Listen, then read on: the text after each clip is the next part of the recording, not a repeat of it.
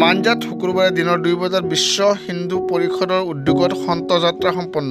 শুক্ৰবাৰে বিশ্ব হিন্দু পৰিষদৰ কেন্দ্ৰীয় যোজনা অনুসৰি উত্তৰ পূব প্ৰান্তৰ আহ্বান মৰ্মে মধ্য কাৰ্বি আংলং জিলাৰ উদ্যোগত আৰু উলুম্বাজং প্ৰখণ্ডৰ সহযোগত মাঞ্জাস্থিত মাজুৱাৰ গাঁও এলেকাত সন্ত যাত্ৰা সম্পন্ন কৰা হয়। উক্ত যাত্ৰাত 36খন ঘৰৰ 100জন লোকৰ সৈতে ভাৱ বিনিময় কৰাৰ লগতে প্ৰভু ৰামৰ চিত্ৰ প্ৰদান কৰা হয়।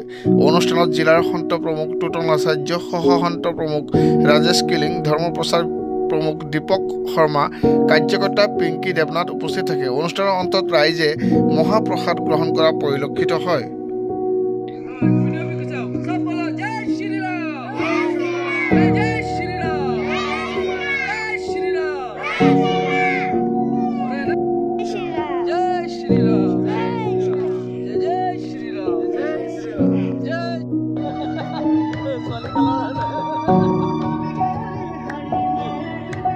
Yeah.